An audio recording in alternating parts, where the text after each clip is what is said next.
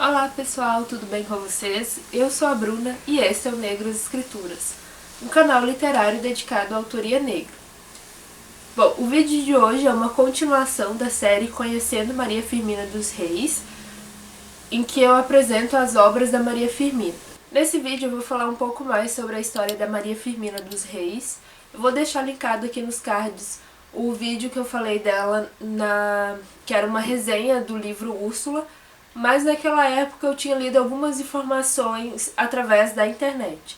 E no vídeo de hoje eu vou me inspirar muito nesse texto aqui, que é da Fernanda Miranda, Silêncios Pré-Escritos, em que ela conta, né, é uma tese de doutorado em que ela analisa algumas escritoras negras brasileiras. E a primeira que ela analisa é a Maria Firmina dos Reis. Então esse vídeo é um complemento de tudo que eu já tinha comentado sobre a Maria Firmina dos Reis. É uma questão simples, né? Vamos então, primeira coisa, Não, tem essa motosserra e tem outra coisa aqui fazendo barulho. Não, tipo um lava-jato. É um lava-jato. Então vamos à biografia da Maria Firmina dos Reis. Como eu já disse em vários vídeos, ela é uma escritora maranhense do século XIX, nascida ali em 1825, 1822, porque essa questão das datas tem a ver com o registro do batismo dela, então isso se confunde as datas em que ela foi batizada e que ela nasceu. E ela teria falecido por volta... É complicado. Ela teria falecido então por volta de 1917. A Maria Firmina, a gente não tem muita informação sobre quem eram os pais dela. Sabe-se, pelo que a Fernanda comenta aqui, que a mãe era uma mulata forra, né, uma mulata forreada, e que ela foi criada por uma tia que tinha melhores condições econômicas. Essa tia que cria a Maria Firmina dos Reis com melhores condições. A Maria Firmina dos Reis não frequentou escola tradicional, ela foi uma autodidata. E por volta dos seus 22 anos ela passou no concurso para professora. Isso também a Fernanda destaca como uma das principais questões da carreira também da Maria Firmina, porque como vocês sabem, naquele período, isso a gente está falando ali de 1840, por ali, 45, uma negra passando no concurso público para ser professora das séries iniciais. É uma coisa... bastante emblemática do período, né? Não condiz com com aquela história tradicional que a gente escuta sobre os negros durante aquele período. Então isso já cabe a destacar que a Maria Firmina foi uma exceção à regra e que ela rompeu muitos preconceitos e estruturas daquele período, né? Então eu vou olhar aqui um pouquinho do que a Fernanda comenta sobre a Maria Firmina pra gente não perder, né? Aqui ela coloca certinho a data, foi 1847, quando ela tornou-se professora primária aos 22 anos, aprovada em primeiro lugar no concurso estadual para mestra régia, tornando-se primeira professora efetiva a integrar oficialmente os quadros do magistério maranhense, função que ocupou até 1881. Então aqui nos dados que a Fernanda traz, a gente tem essa questão da Maria Firmina dos Reis ser a primeira professora a ocupar um cargo público no estado do Maranhão. Isso é uma coisa muito marcante da trajetória da Maria Firmina. E a Maria Firmina sempre foi envolvida com a educação, né? Ela foi professora até se aposentar, e o que ela fez quando ela se aposentou? Ela criou a primeira escola no Brasil para ambos os sexos, para meninos e meninas, pública, gratuita, né? Então ela foi uma estrela à frente do seu tempo, sim. Ela rompeu muitas questões e ela serve de inspiração. Por isso que eu criei essa série, pra gente comentar sobre a vida dessa mulher que foi assim tão maravilhosa para nossa geração, né? Para todas as mulheres negras conhecerem que sim, existiu uma mulher que lutou pela igualdade dos gêneros no quesito ao acesso à educação, que escreveu um romance abolicionista, que escreveu vários poemas abolicionistas também, e que ela esteve desconhecida de todas nós e todos que estão acompanhando aqui o canal por uma questão estrutural, porque Maria Firmina, quando ela lança o romance Úrsula em 1859, ela lança num jornal muito conhecido, ela recebe resenhas, ela é lida durante aquele período, ela vende os livros dela, mas ela ficou esquecida na história do Brasil até 1975, quando... 1973, me desculpem.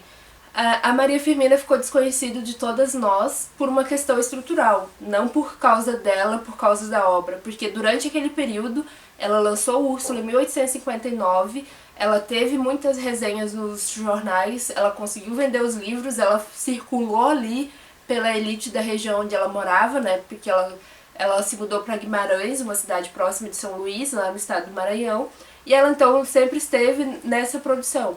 Só que ela ficou esquecida, obviamente, pela história brasileira até 1973, quando o Nascimento Moraes Filho descobre, por acaso, um exemplar da obra da Maria Firmina dos Reis, né?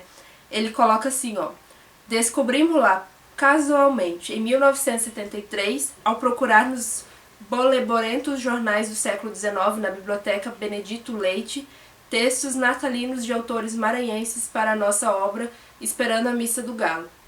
Embora participasse intensamente da vida intelectual maranhense, publicando livros ou colaborando quer em jornais e revistas literárias, quer em antologia, Parnaso Maranhense, cujos nomes foram relacionados em notas sem exceção por Silvio Romero em História da Literatura Brasileira, registrado no Cartório Intelectual de Sacramento Blake, o Dicionário Bibliográfico Brasileiro, com surpreendentes informações, quase todas ratificadas em nossa pesquisa, Maria Firmina dos Reis, lida e aplaudida no seu tempo, foi como que por amnésia coletiva, totalmente esquecida, o nome e a obra.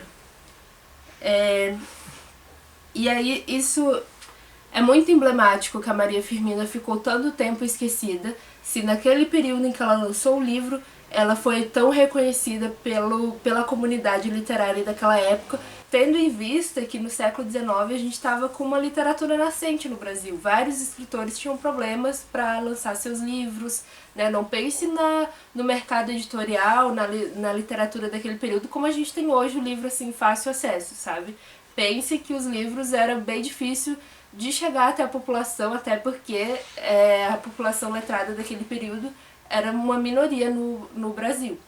Então pense como foi difícil para Maria Firmina lançar livro, circular nesse mercado tão restrito, conseguir ter toda essa fama naquele período, e depois disso, depois que ela falece e tudo mais, ela entra numa amnésia coletiva, como disse o Nascimento Moraes Filho, nessa pesquisa que ele fez e descobriu, por acaso, né, um exemplar da obra da Maria Firmina.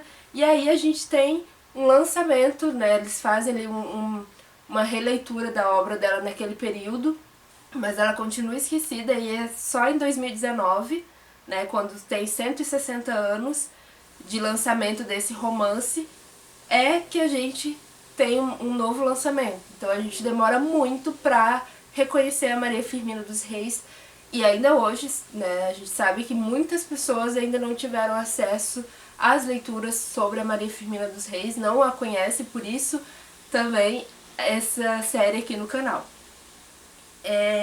Eu vou continuar aqui em algumas questões brevíssimas que a Fernanda destaca nesse livro, porque quando eu li Úrsula, como eu comentei, eu li o vídeo que tem aqui sobre Úrsula a partir de uma leitura que eu fiz. E aí, depois disso, eu busquei mais informações sobre a Maria Firmina dos Reis, por isso que eu adquiri esse livro, porque eu queria saber um pouco mais as análises que existem sobre a produção dela. E uma coisa muito interessante que a Fernanda destaca... Mas pode botar em preto e branco esse barulho, dizer como é difícil gravar vídeo. Por isso, deixem seu like e sigam esse canal, porque é difícil. A Fernanda destaca uma coisa do prólogo que pode passar desapercebido para o leitor, que para mim não passou porque destacou bastante, é que a Maria Firmina já começa o livro escrevendo o seguinte, abre aspas: mesquinho e humilde livro é este que vos apresento, leitor. Sei que passará entre o indiferentismo glacial e uns riso mofador de outros, e ainda assim dou a lume. Não é vaidade de adquirir nome que me cega, nem o amor próprio de autor. Sei que pouco vale este romance porque ele é escrito por uma mulher, e uma mulher brasileira, de educação acanhada e sem o trato de conversação dos homens ilustrados que aconselham, que discutem e que corrigem uma instrução misérrima, apenas conhecendo a língua de seus pais, e pouco lida. O seu cabedal intelectual é quase nulo. Aqui ela já nos apresenta quem é a escritora desse livro. Não passa desapercebida essa citação do prólogo, porque a Fernanda vai dizendo que aqui ela vai dando pra gente é uma justificativa porque ela, uma mulher brasileira negra, tá querendo escrever um romance. E ela fala no final ali do prólogo, né, a Maria Firmina diz assim, que com isso ela busca incentivar, né, que sirva esse bom acolhimento de incentivo para outras, que com imaginação mais brilhante, com educação mais acurada, com instrução mais vasta e liberal, tenham mais nitidez do que nós.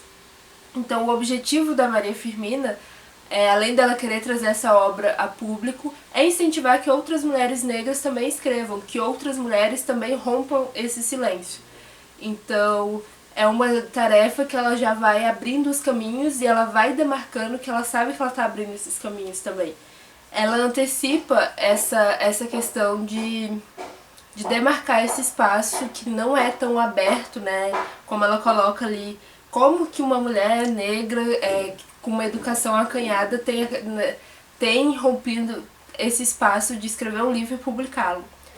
Então isso vale de incentivo para muitas escritoras que estão correndo atrás para publicar seus livros ainda hoje no Brasil, escritoras negras que eu comento, que tentam romper com essas estruturas. E só para trazer algumas questões a mais do romance que a Fernanda analisa, que naquele vídeo que eu falei do Úrsula eu não comentei muito, existem duas coisas. A questão da Maria Firmina dos Reis ser a primeira escritora no Brasil a dar subjetividade às pessoas negras. Eu já comentei lá no vídeo, vocês vão ver que existe 2 personagens negros que eles têm voz. Então a Maria Firmina dos Reis torna sujeito as pessoas negras naquele romance. Outra questão importante do romance é que ela trabalha com o conceito de interseccionalidade, que naquela época nem existia, que ela não estava pensando nisso, mas eu vou deixar aqui nos cards um vídeo que eu já fiz sobre esse conceito, mas como que a Maria Firmina usa esse conceito? Ela mostra uma protagonista branca que sofre com os desmandos dos homens, os homens brancos lá, os grandes, aquela masculinidade tóxica que quer ter a mulher como uma propriedade também, só que diferente das personagens negras, essas mulheres brancas ainda assim estão no poder de mando, porque elas ainda assim são as sinhás, ainda assim são elas que decidem sobre a liberdade da mulher negra, né, representada pela Suzana e do Túlio. Então a Maria Firmina demarca um pouco disso, que apesar de ambas as personagens sofrerem dos mandos desses homens brancos, ainda assim elas estão em pé de, não de igualdade, mas elas estão em pé de hierarquia, de poder e comando, quando são elas as personagens que garantem a liberdade e a independência, assim por dizer, dos personagens negros. Então ela demarca um pouco isso.